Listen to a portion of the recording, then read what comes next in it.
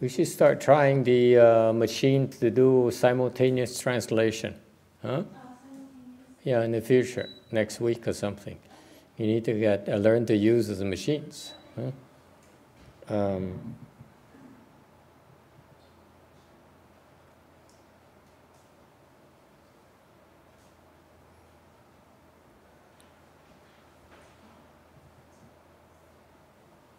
Continuing with our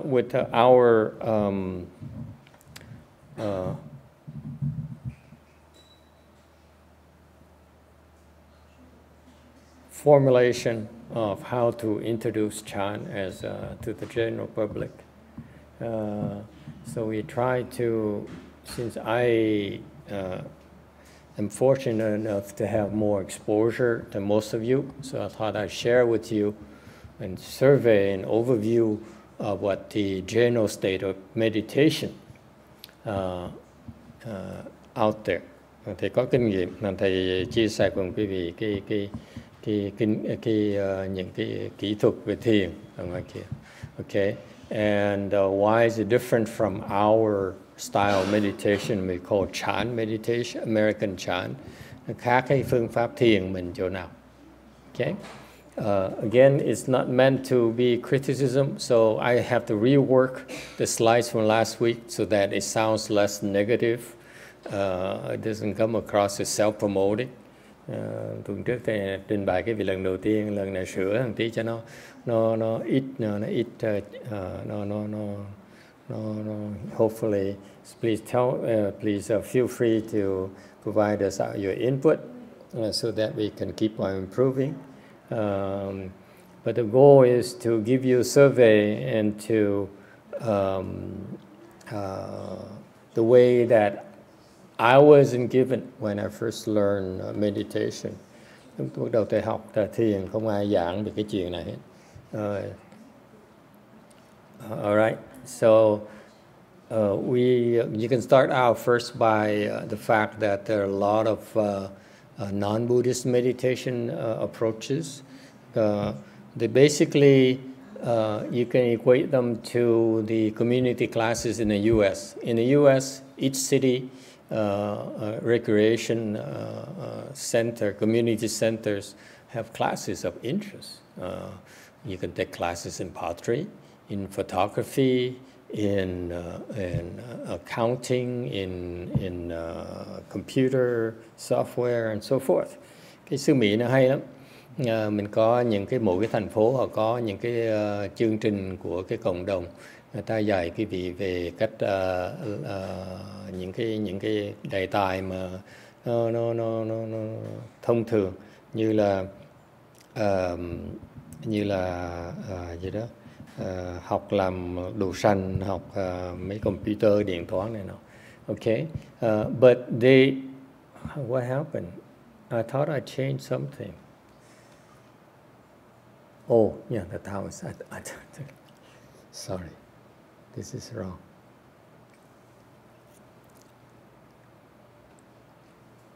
The Taoists are not mindfulness. The Taoists are.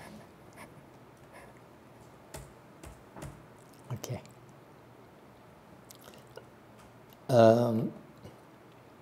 First of all, you have to the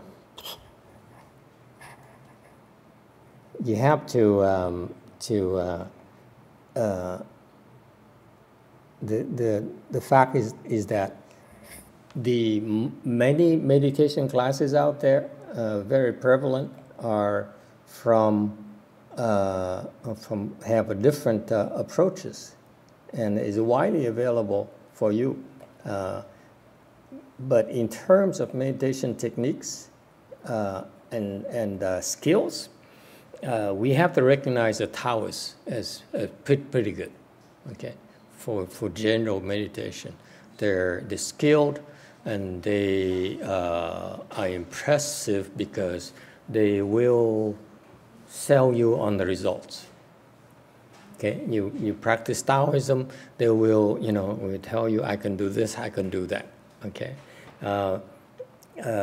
they also very well known is TM, and yoga, Tai Chi, Qigong, and so forth. Okay, those are everywhere. You go everywhere, and there's a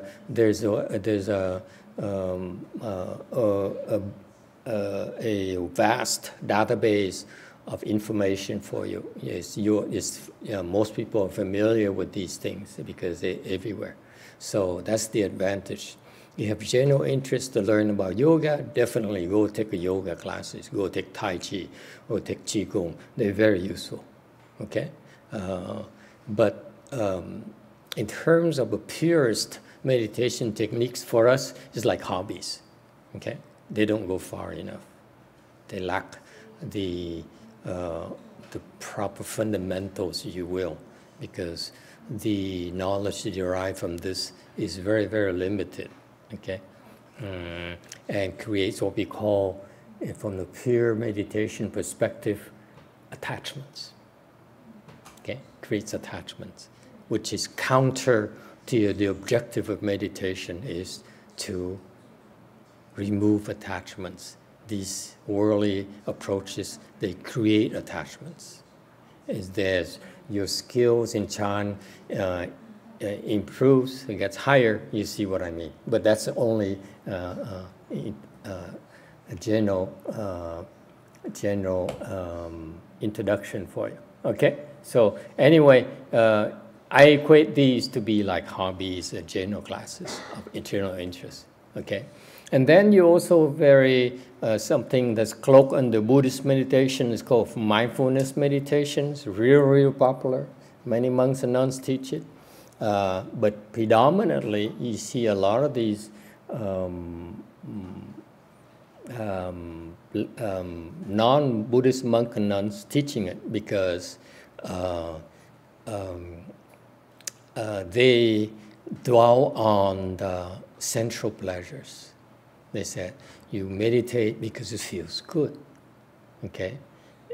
Our style of meditation, in contrast, is that we don't sell you on feeling good, because feeling good is only temporary, okay?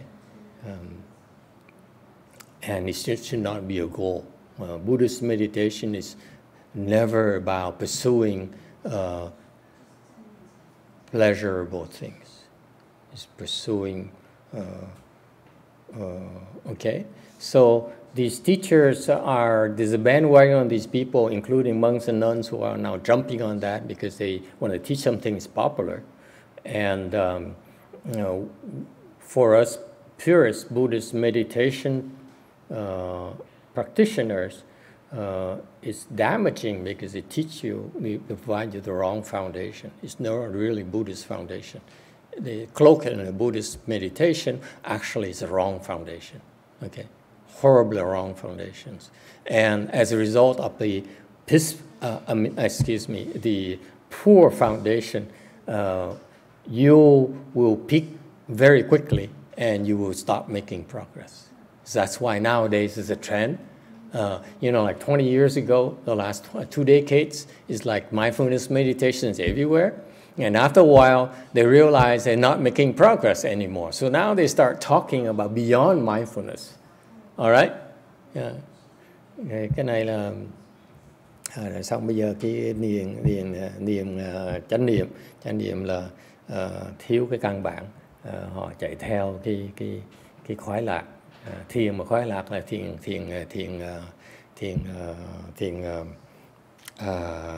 không phải thiền Phật giáo. Đó là sự sai lầm của những người sư, của những người tại gia theo dạy những pháp môn này. Họ không tiến bộ được nữa. Quý vị, cái khuynh hướng nó tình hành là tại vì lúc đầu ai cũng khoái lạc, xong đều không bao lâu họ không thể tiến bộ được nữa. Đại đa số nói quý vị nghe, những sư, những bà cô, những người thầy mà dạy này cao lắm mới được tam thiền thôi, không thể nào hơn nữa. Tại vì chạy theo căn bản nó sai lầm. Okay, I explain in Vietnamese that these teachers, they advocate, they talk about things that you want to hear, and they run out of things to talk about eventually, because most of them are stuck on third dhyanas. if they teach mindfulness meditation, you know, because the fact of the matter, if you learn later on in the other approaches, later I explain to you. Okay. Now, next group is the Zen meditation. They are good in the sense that they have a proud tradition of Buddhist meditation. They honor traditions. Especially the Japanese are well known in this country in particular because they came to this country in the 50s, 1950s, 60s. And they have a lot of scholars who translated the Japanese teachings into English. Thứ ba là Zen, là họ thịnh hành ở xứ Mỹ này. Tại họ qua đây từ 1950-60, họ dịch từ tiếng Nhật qua tiếng Anh nhiều lắm. We have nhiều học giả lắm. Lots of scholars, really popular. Zen is basically a subset of Chan. My problem with Zen, because I went to Zen to try to learn meditation, and I found Zen teachings in English at least to be too abstract and lacking specifics. Okay. Thầy cũng đã học để nghiên cứu về Zen thời gian, thấy là họ thiếu cái chi tiết, họ không nói rõ ràng. When I'm very Americanized. If I teach something, if I want to learn how to make pizza, you have to tell me the steps, the instructions. Okay. Don't tell me the finger pointing to the moon and reciting poems to me. Okay. Cái này họ trừu tượng quá, họ nói hoa hề văn chương quá, thầy không thích chuyện đó. I didn't like it. I didn't learn anything, by the way. And then what I really admire to this day and impressed by the Hinayana tradition, the pure Hinayana tradition, as whose flag bearer really is are the Thais. You have to recognize their strength. Và thầy thích cái truyền thống tiểu thừa mà chính Chánh Tông đó, thì nhất là cái phía mà người Thái đó, họ rất là mạnh. They're very competent. If you want to learn Buddhist Theravada or Hinayana meditation, you need to go to the Thai. They are the best.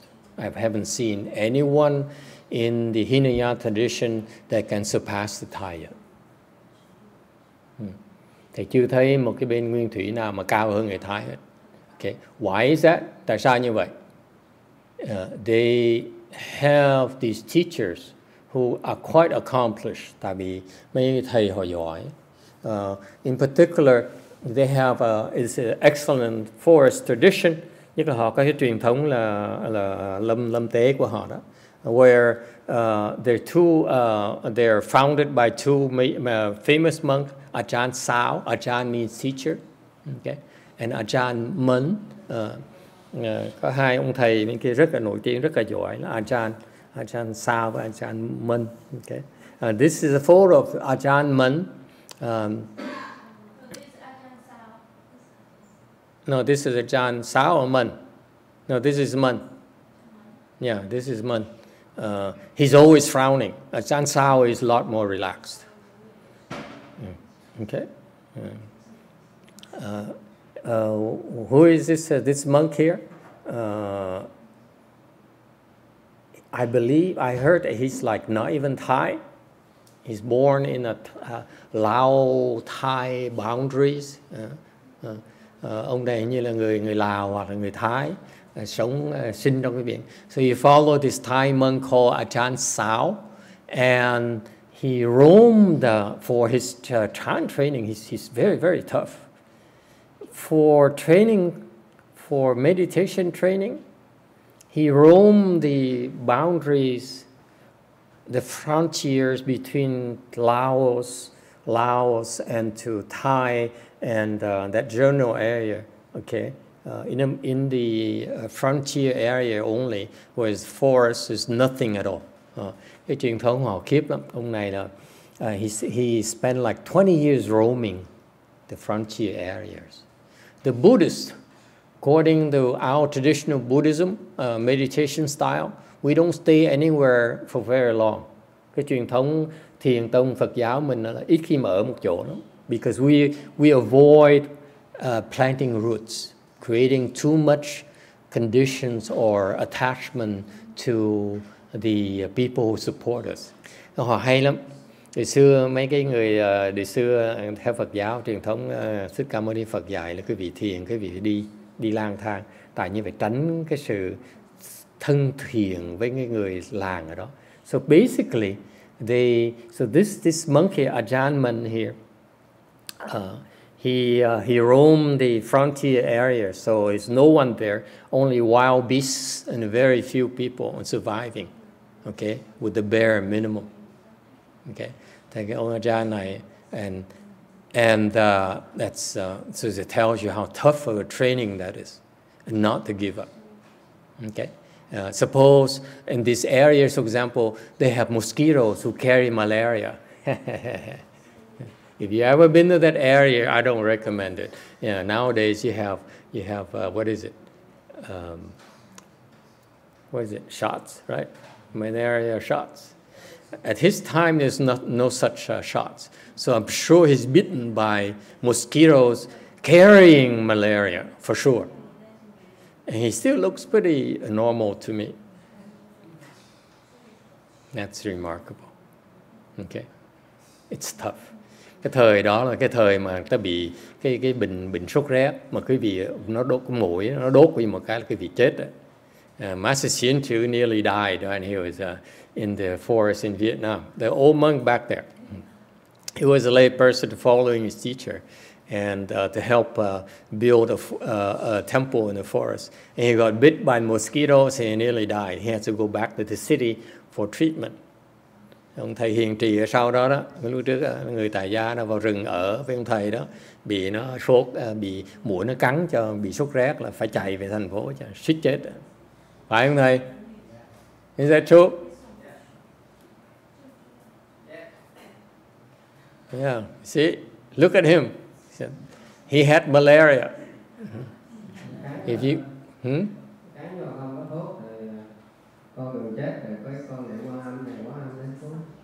So he was bitten by mosquitoes, malaria, carrying mosquitoes, and he had no medicine, so he nearly died. So he prayed to Wanyin, and Wanyin came and helped him. He survived. Okay, I don't recommend it to you.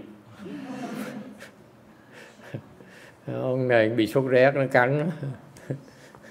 Okay, so this guy here, Ajahn Mun here, remarkable monk. I adore and revere these types of monks because they're proven they can handle it. Okay, thầy là khâm phục sát đất mấy ông sư này, là sống mà khó khăn như vậy, khó nhọc như vậy vẫn 20 years plus. Think about it. Nothing, no support. Không có cái gì hết, không ai ủng hộ hết. Okay, and they have this. So therefore, after he survived, and then in the Thai tradition, they have a top council of senior monks who oversees Thai Buddhism. Bên Thái Lan có cái hệ thống rất là đặc biệt. Trên cao nhất có một cái hội đồng, có 8 ông tăng. Okay, 8 monks. There's no nuns there, by the way. They don't train nuns. Okay. They only train men. Okay. Anh kia hỏi gì huấn luyện đàn ông, huấn luyện đàn bà. If you're a woman, you want to learn meditation, tough luck. Go somewhere else. Okay. Đàn bà mà. That's why they're not doing well in the U.S. because the Me Too movement might spread to meditation as well pretty soon. Okay. Thành ra xứ Mỹ này, cái thịnh Thái Lan không thịnh hành lắm. Okay.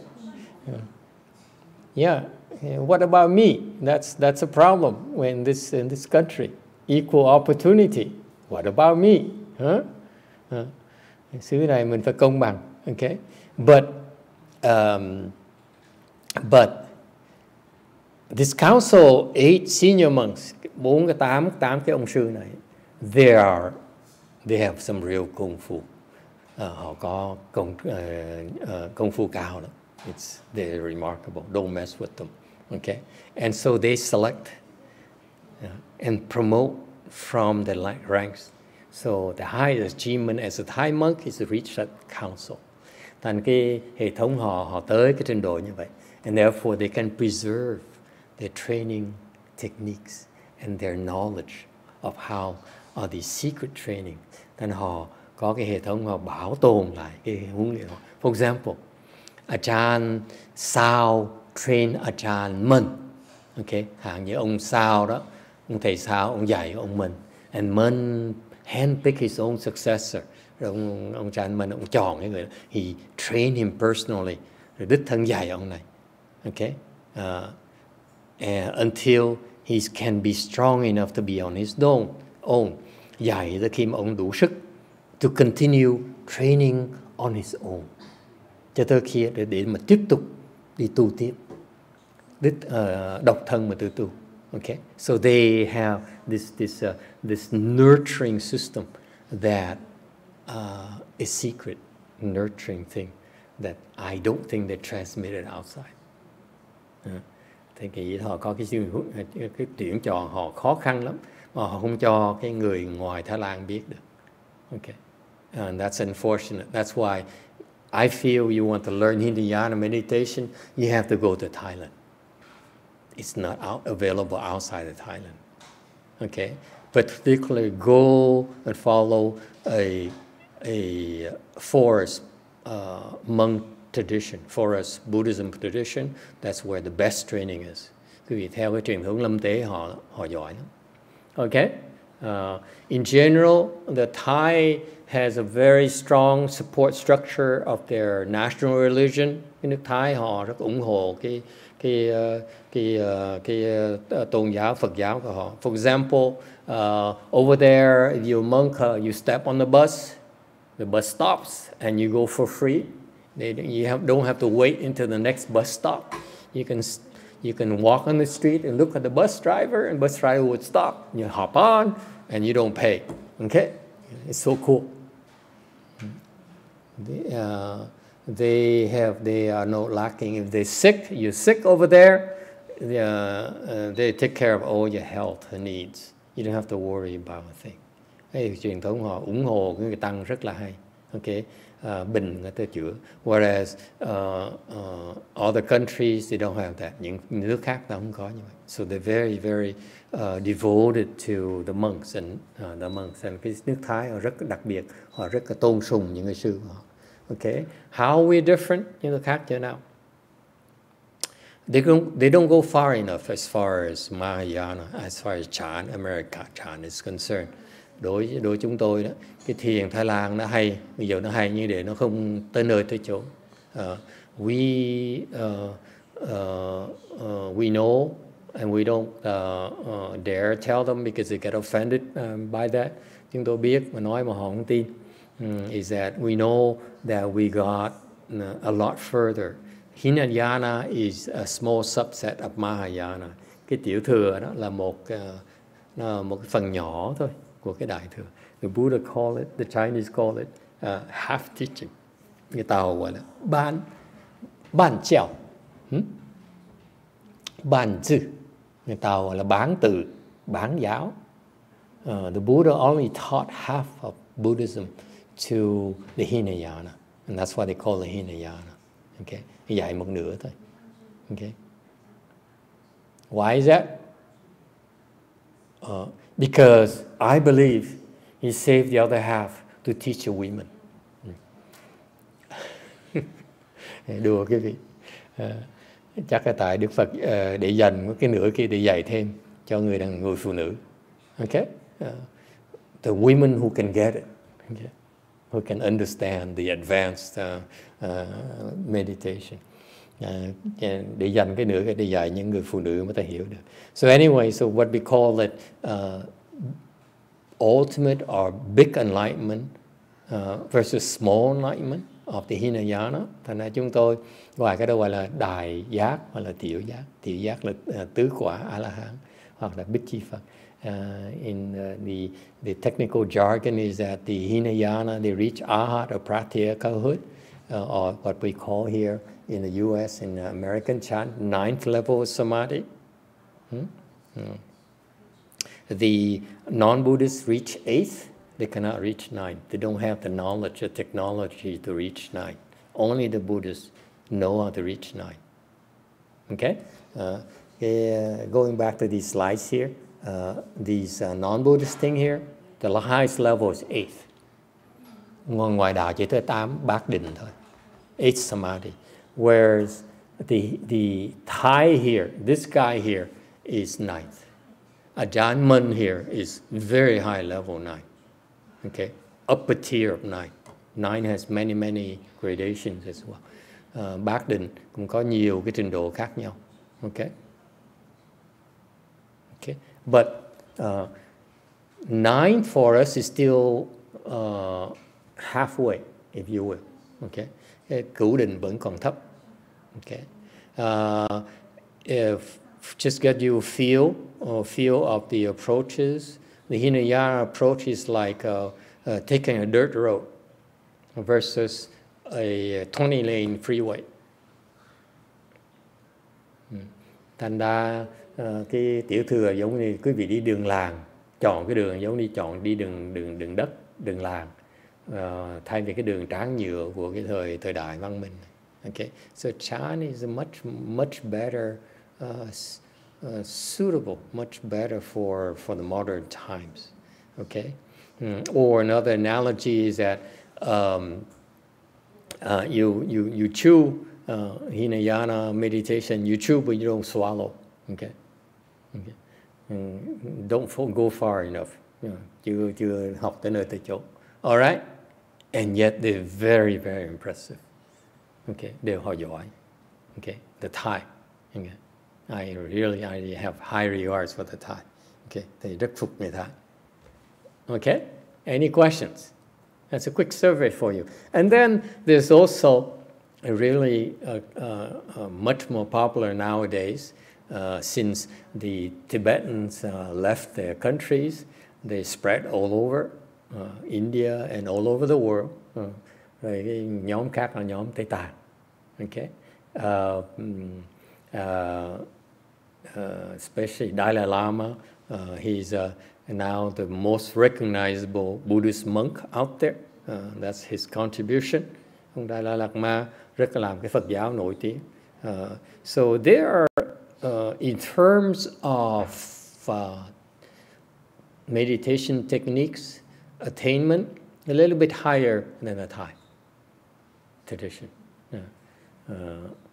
The higher than 9th. Người Tây Tạng họ cao hơn. I'm not saying any particular individual. I'm not here to discuss Dalai Lama and the other monks. But I know that there are some, I personally like the young Karmapa. Is it Karmapa? Karmapa. The young guy who escaped from Tibet and walked by foot to India, that guy, that monk. Okay, cá nhân thầy thích cái ông Karmapa. Okay, he's the first Tibetan monk I like, honestly. Okay, there are two Karmapas right now. The one that's recognized by the Chinese government, I don't like him. The one that's not recognized by Chinese government, I like him. Okay, to be clear. Okay, don't confuse the two. They're different. One has a wife, one doesn't. Okay, cái ông, this lady probably knows more about Karmapa than we do. I just said that I like the Karmapa that doesn't have a wife. I don't like the other one. The other one's too much a scholar. Has nothing to do with wife or not wives. Okay. It has to do with the other one, the one that has a family is too much a scholar, and his level is not that high personally. The other one's much higher. Okay, Okay? You know that? The Karmapa, the one that's the young one that walked by foot from Tibet to India, escaped. You know him? That one I like. The other one, you go on YouTube, you find two Karmapas. That's why it's confusing. Okay? You look under meditation, you find two meditation taught by two Karmapas. And one Karmapa has more hair, a full head of hair, a little bit younger. He's more scholarly. That one level is too low. The other one is pretty good. Okay.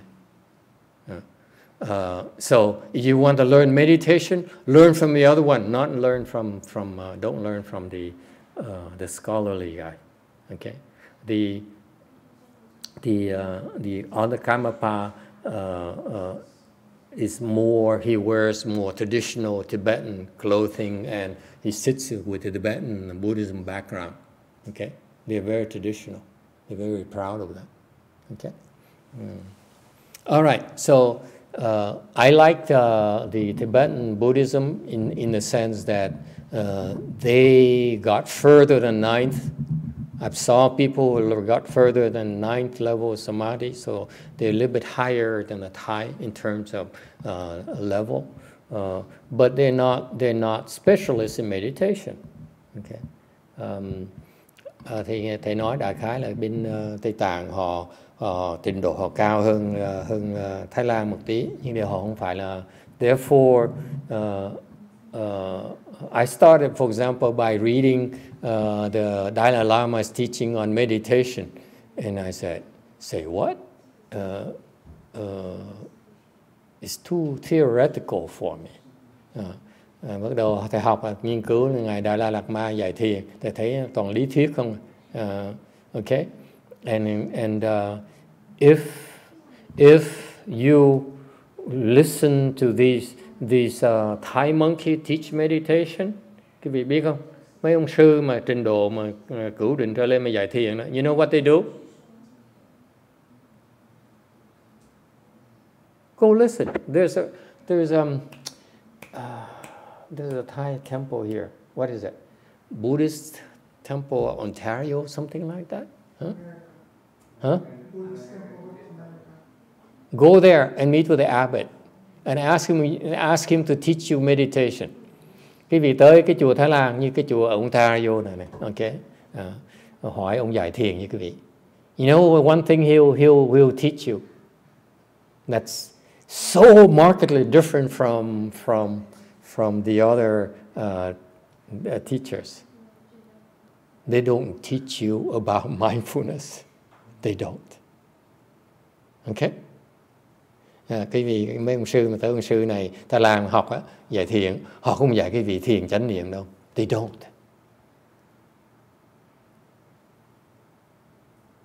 Okay?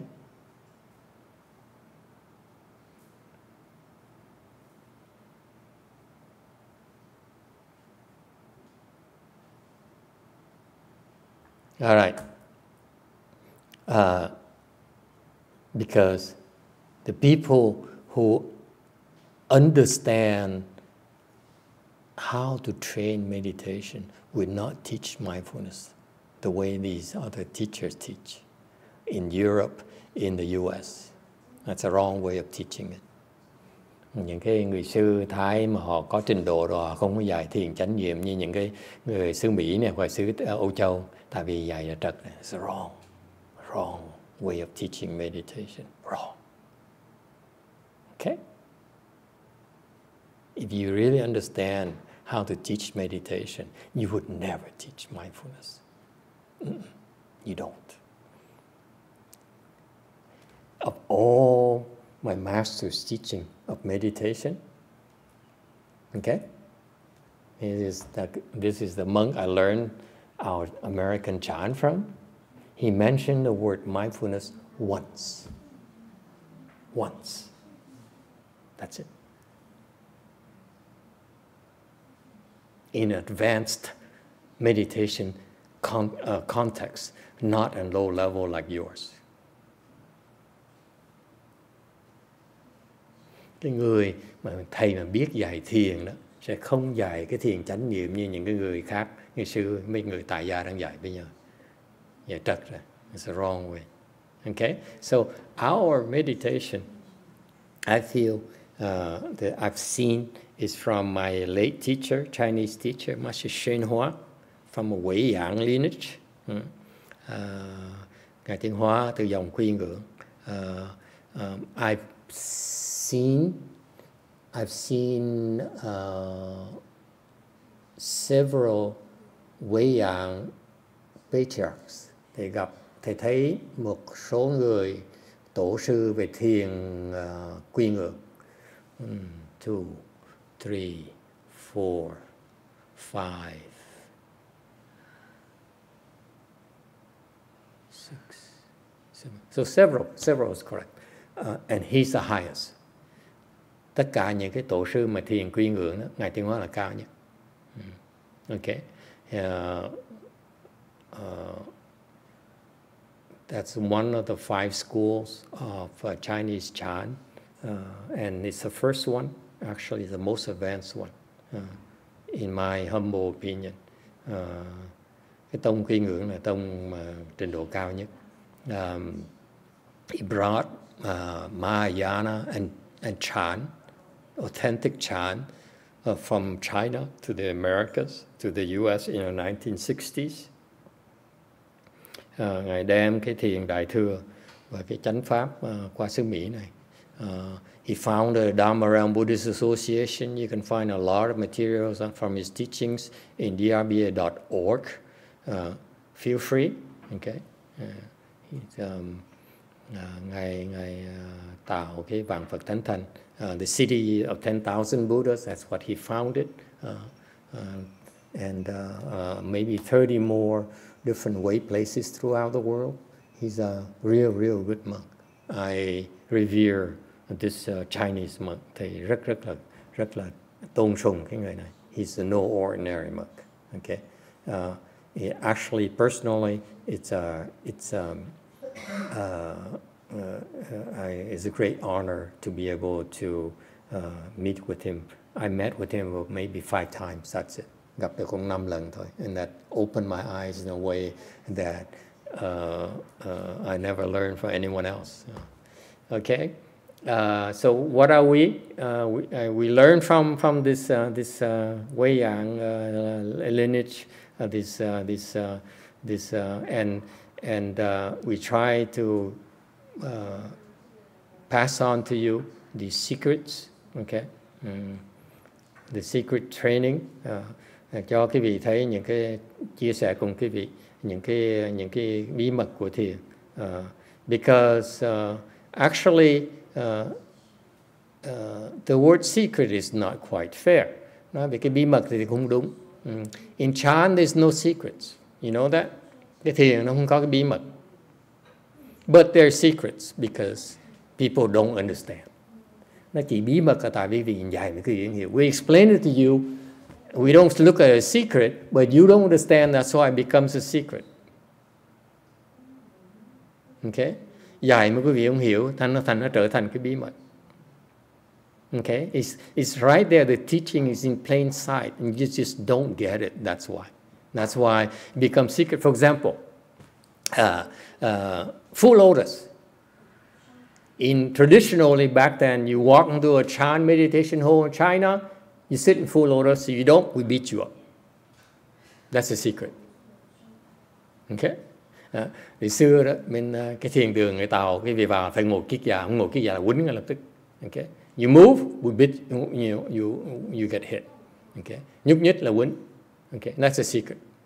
Now we don't say it, we don't do it because you guys can't take it. Okay? You're too weak. Thời buổi này không làm nữa tại cái vị yếu quá, hèn quá. Okay, too cowardly. Okay, back then people can take it. Okay, so full lotus is a secret training technique in Chan that even now the Chan monks from China or who learn from the Chinese don't even dare teach it anymore. Don't even practice it anymore. Okay. Especially, it's disappointing to me that his disciples don't even teach it anymore. Very few monks teach it. Teach you to get into full lotus. Không ai dạy ngồi kiết già nào. There's also a secret, some concept called good known advisor. Okay, it's only in Chan you find that concept. Hoặc là cái thiền tri thức, đó là quan niệm bên thiền mới có thôi. There's some advanced training in Wei Yang that's just like the Thai I talked to you about. They choose a person and say okay, and they teach person. And the way it's called advanced training is because I explained to my students during lunch, our lunch in-house lunches. It's actually the Chan teachers don't ever hold back. They never hold back. Thiệt ra thầy giảng cho mấy học trò thầy trong lúc ăn trưa đó ở đó chùa đó, thầy giảng là cái mấy ông thiền sư không ai vô nghề. You know, in martial arts, I made fun of it. In martial arts, you always teach your students and hold back one technique, so that if the students, and many of them do, rebel and try to betray you and try to beat you, you can use this secret training, this secret technique here to kill him. Oh yeah. No? Not true? That's what I heard. I don't do martial arts. I'm no good. But I love it. Okay, I like watching kung fu movies. That's the extent of my knowledge. Okay, but it is told that you usually keep one chow, one move where you can use to protect yourself, just in case your own disciple, your own designated successor tries to betray you, and you kill them. Okay? No? Chinese people. You're not really truly Chinese. I don't believe it. Yeah, go ahead. That has something to. I think to a certain degree is true. It has something to do with the tradition of keeping something, like not sharing everything. And I just want to share that I watched a Chinese movie, and in the same context, Yuan like he has two really students, and as one student practiced really good, and he thought he could build up he built up the other brother disciple, and he thought that the master would be able to build up the master. But in the end, the master came out and was like, "You're my student. You don't know what I know." Yeah. And took him away. I have one more thing that I haven't taught you yet. That's a secret. Okay? Because I know someday you will betray me. You want to be bad, you want to be number one in the world, right? And okay. Anyway, na cái người Tàu thì cái đùa nó là học võ là phải giấu một cái chiêu cuối cùng để từ khi mà học trò mình nó phản, mình dùng cái chiêu đó mình giết nó. Okay? All right.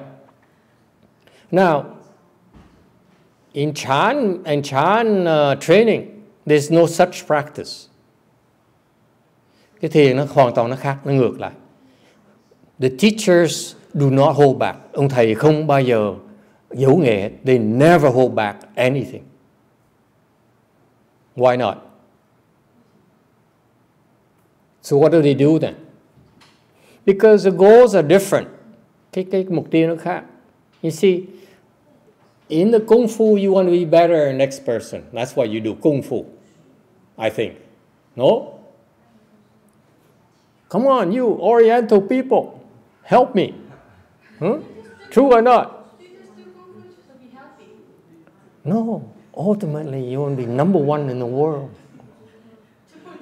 Numero uno. Yeah? Okay? No, yes or no? Come on, you Chinese people are giggling. Yes, see? Thank you, sir. Thank you. It's true. Okay? So you want to be number one. Okay? Chan is the exact opposite. You want to pass on your knowledge to the next generation. You don't need to. So you want to teach them everything. It's your responsibility. His responsibility to pass on everything he knows to the next generation. That's why he's called a patriarch. Okay? Cái người tổ bên cái Phật giáo mình nó là họ phải truyền tất cả cái nghề của họ cho cái đời sau mới gọi là tổ. See, I pondered about this for a long time. I said, why is that a concept called patriarch? In Mahayana, they don't have that in Hinayana. They don't have patriarch Hinayana concept. You know that? Nguyên thủy không có cái tổ. But Mahayana, we stress the concept of patriarch because the patriarch is responsible to transmit everything that he knows. Make sure that treasure trove is passed on to the next generation. Alright? Cái tổ bên Đại Thừa mình rất đặc biệt là phải truyền hết tất cả cho cái đời sau. They don't hold back at all. Không có giấu nghề. Alright? So far so good? So how do they pass it to the next generation? Truyền ra sao? Because of that mentality, they don't say, you a man, I teach you. You a woman, I don't teach you. Thành ra vì cái quan điểm họ không nói, vì đàn ông mình sẽ dạy, người đàn bà mình không dạy. They teach everyone who's able to understand. That's all. There's no discrimination. When cái thiền Đại Thừa mình không phân biệt nam nữ hoặc là màu da. It don't discriminate Thai versus Swiss or Tibetan. They don't discriminate. Whoever is able to understand, they will train. Okay. Thành ra bên Đại Thừa mình dạy là tại có sức, hiểu sẽ dạy. Okay. So they give you a test. If you pass the test, okay, that means you understand the teaching. Then you the next test, and the next test, the next test. That's how it's taught. Is it clear? Thành cái thiền Đại Thừa mình là dạy bằng cách cho bài quý vị làm được thì sẽ cho bài tiếp. Okay? So as you improve, the test gets harder and harder and harder and harder. Càng ngày càng tiến bộ thì cái bài làm nó càng ngày nó càng khó. Does it make sense? That's how it's taught. There's no need to hold back. So the people who don't pass the test, what happens? They don't pass the test. What do you want? Okay, so you cannot blame the teacher for holding back. It's the student who can't make it, who can't handle it. Right? And if you can pass the test, you continue and face harder and harder and harder tests. That's why you don't need to hold back. Okay? Thành ra bên Đại Thừa mình cái gì mà qua được cái bài ran là làm được bài ấy, thì được lên lớp. Lên lớp thì lớp sau nó bài nó khó hơn tí. Rồi lên tiếp. Alright? Yeah, cool? There's no need to hold back. Alright? So that's what we try to preserve as well. And we articulate it more because the Chinese, they're brutal. They don't explain anything. The way I was taught is that here's the instruction I received when I train. I learned Chan from my master's disciple. Lúc trước tôi học thiền với học trò Ngài Tiến Hóa sao? You know how I learned it?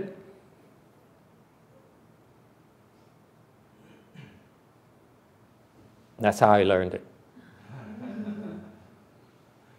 If they do it, you do it.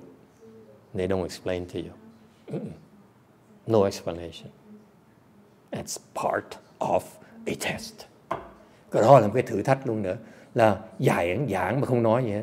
Không dạy gì hết. Là một bài học. That's one of the first tests, by the way. They don't explain anything. Okay? Just do it. We cross our legs, you cross your legs. We don't move, you don't move. That's how the Chinese train you. Okay? And for most of you, scholarly and smart and logical people in the U.S. in the modern times, you can't handle it, right? You say, I'm wasting my time. What am I doing here? Sitting for an hour, no one tells me anything. Ngồi cái tiếng không ai nói mình tiếng ấy. And my legs hurts like crazy. Chân nó đau dễ sợ. I'm worried that my legs gonna break. Sợ nó bị chân nó bị vẹo. Huh? And that's why we need to say, oh, it's okay, it's okay. That's Xian right there. You see, that's how we train Xian. For the first timers come in and say, it's okay, it's gonna hurt a little bit. Hang in there. Okay, can you do 5 more minutes for me? Okay, thầy cô đó, cái nhiệm vụ của kia là vuốt ve cái vị, dụ cái vị để cái vị đừng có bỏ cuộc. Don't give up on me. That's what her role is. Okay, whenever she tells you, all the past few months, it will always boils down to one thing. I'll see you next week, and don't give up. Okay, that's all. The hand holding. Okay, the Chinese, they don't do hand holding. You quit, it's your problem. Okay, người Tàu nó không có chuyện này. Okay, traditional chant, you know, you sit, you do what everyone else does. Người ta làm gì mình làm nấy thôi. That's the chant training. It's a very tough test. Okay, all right. Any questions? And then we need to try to finish it. Oh my God! Every week it's like I don't have enough time.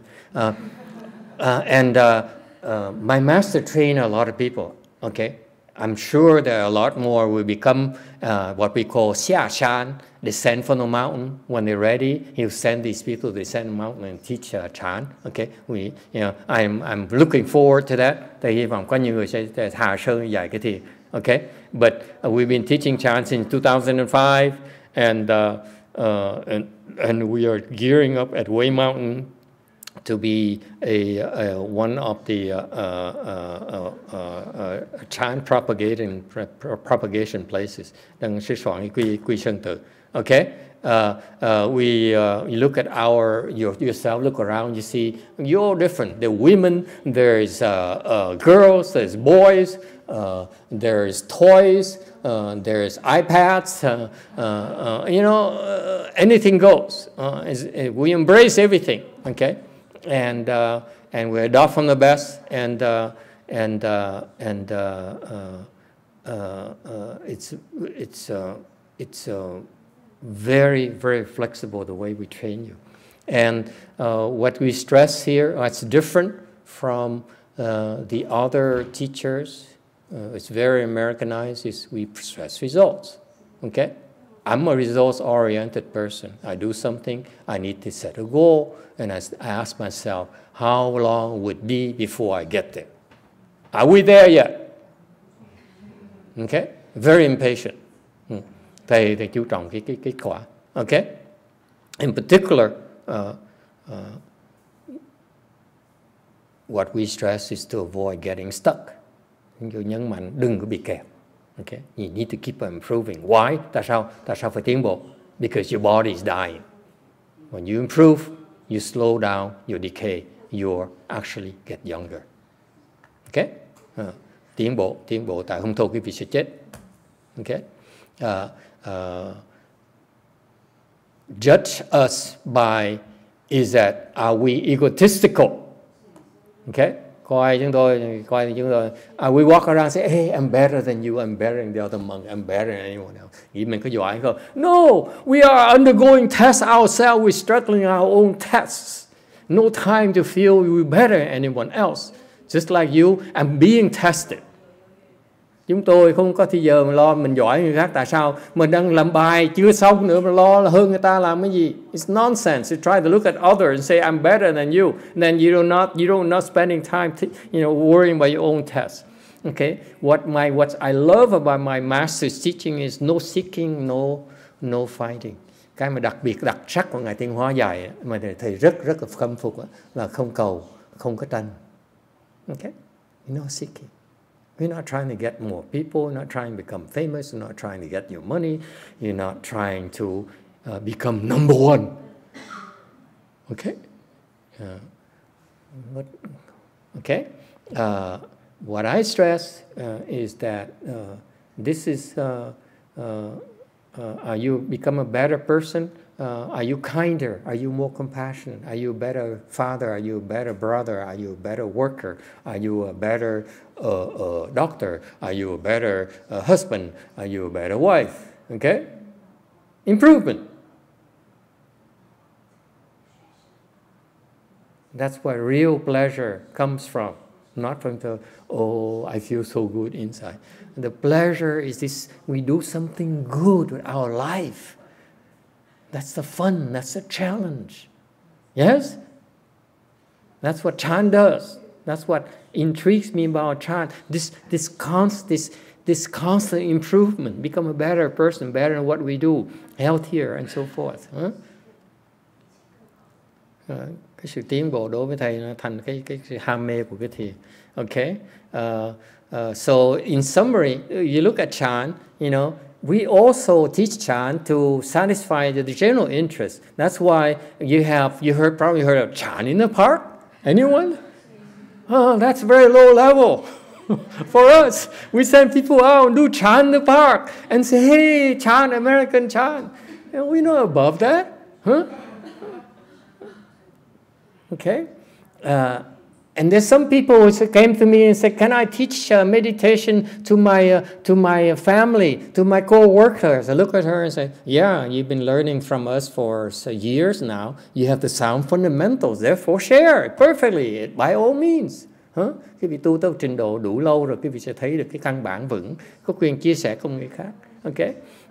That some people, in terms of general interest, they're interested in their own health and the stress reduction. For men, you know, they want to build strength. Huh? Meditation is strength. Okay, women too, by the way. Anyway, okay. Mindfulness meditation. Let me tell you why the good teachers do not wave the flag and say, here's mindfulness meditation. It's about mindfulness. It's, you got to be more mindful. Okay, tại sao mấy ông thầy mà sư mà học thiền, biết thiền không dạy về cái thiền chánh niệm? Why? Why not? Anyone knows? Of course you don't. Đương nhiên quý vị không biết. We don't teach mindfulness meditation because the technique we teach you requires you to be mindful already. There's no point in talking about mindfulness anymore. We talk about techniques, what we need to do for you to meditate. And you do that, you're naturally mindful already. There's no need to talk about mindfulness. Mindfulness is BS. Okay?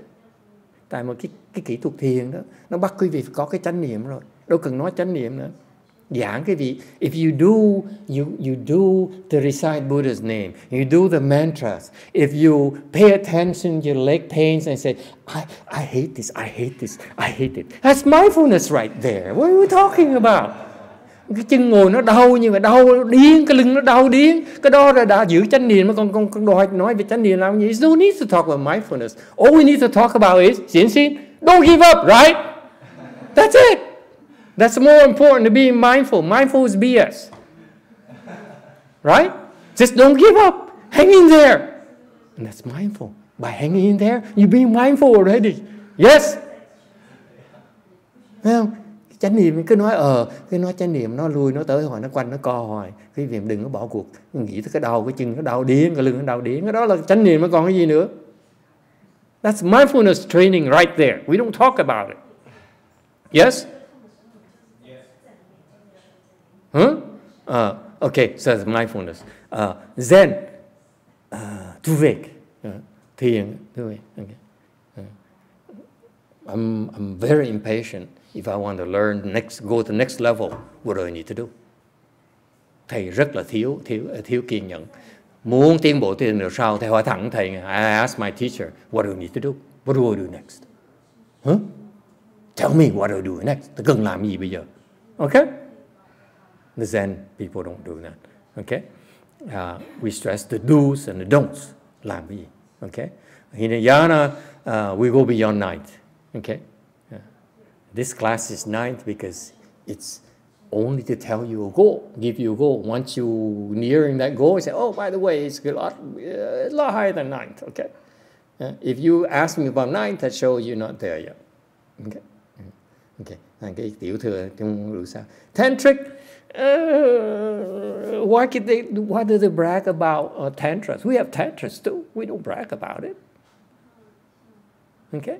Tantra has their own use. As a matter of fact, for some of you back there, I'd rather you recite the Buddha's name.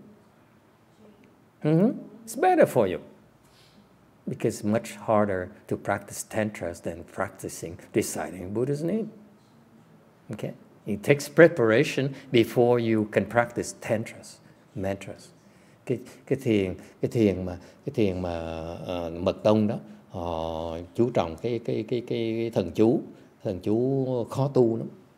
Niệm Phật nó dễ hơn, niệm Phật trước, rồi sau tu thần chú dễ hơn. You prepare to practice mantras. Okay, much better for you. All right, questions? Can we get a few more minutes and get out? So the American chant is the same Chinese characteristics, not dependent on words. Besides the Buddhist teaching, we don't need to explain sutras to you, okay? It's not about that. We point directly to your mind, okay? And that's what the training is about. The secret is how to point to your mind, okay? The teacher knows how to do that. Thầy biết chỉ trực chỉ nhân tâm. And ultimately, when you see, it helps you see your nature, your true Buddha nature, who you really are. Thấy cái vị được cái bản tính, bổn tính. So we stress teaching you meditation because you need to increase your samadhi. Okay, you want to become less sick. Increasing samadhi will make you less sick. Cái vị người nào bệnh thì tránh cái định lực nó cao hơn sẽ bớt bệnh. It's that simple. Okay, improving is the meaning of life to us. Okay, once you get older, okay, and you realize what did I do my entire life? Okay, and until then, you should seek to become a better person. Okay. And we do all this to help others. I'm teaching chant to help you. And hopefully you become a better person. You can help more others. Okay? Về thiền giúp quý vị tiến bộ sẽ có sức giúp nhiều người khác hơn. All right? And that's where the true happiness and the purpose in life comes in. Đó là có cái chân hạnh phúc và là cái ý nghĩa cuộc đời. All right? And a few more minutes. Okay, and finally, is that the final one? Promise. Yeah, the final one.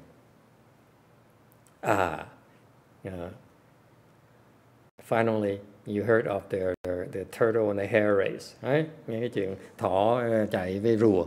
Okay, and isn't that life right there? Huh? A race to get to somewhere, get to some. Đời là chỉ là một cái cuộc tranh đua để tới một cái mục tiêu nào đó. Giống như thỏ với con rùa vậy đó. Okay, you look at the life, you see in this story, that fable there, did the turtle win or did the hare lose? Okay, là con rùa nó thắng hay là con thỏ nó thua? Okay, the secret of chant training, cái sự đặc biệt, cái sự bí mật của thiền is that when you practice meditation, you're doing something that prevents you from making progress. Nếu quý vị thiền, cái bí mật là quý vị đang làm những cái gì nó sai khiến quý vị tiến bộ được. That's why you're just like a hare. You did something wrong. That's why you lost. Okay? Tương tự là giống như con thỏ đó, nó làm cái sai lầm thành nó bị thua. Okay? The turtle simply did what it's supposed to do. Con rùa nó chỉ làm, nó cần làm thôi. You keep walking and walking and walking and walking and walking and walking. Whereas the hare got distracted. Okay? Con rùa nó làm một chuyện thôi, còn con thỏ nó bị phân chi phối cái tâm. Okay? That's what happens in life. You get distracted, you don't get to your goal. Because you're doing something that allows you to be distracted. Okay? Same thing in Chan training. Chan training is that the do and the don'ts are the instructions is don't do this because that will distract you. Okay? Thành cái bí mật trong thiền là đừng có làm cái này, tại vì làm cái đó khiến cái vị phân tâm, khiến cái vị không thể chú tâm được. Okay? That's a real secret of Chan that these people know. Mấy ông tổ nó không biết những cái bí mật đó. Okay? It's not, it cannot be revealed in a book. Không thể nào biên cuốn sách ra được. Why not? Why are they holding back? Họ giấu không giấu? No. Each one of you is doing something wrong. That's why you are stuck. Là tại vì không biên sách được, tại mỗi người, cái vị cá nhân, cái vị đang làm cái gì sai khiến cái vị không đang bị kẹt vì vậy. So the Chan instructor, the Chan people like him point out to you, oh, stop that. You stop this. You keep smiling. You're doing okay. Yeah, that kind of thing. You see? Thành ông thầy dạy cái thiền là chỉ ra cái chị đang làm sai chỗ nào đó. That's the difference. All right? That's all. Thank you very much. I'll go to lunch.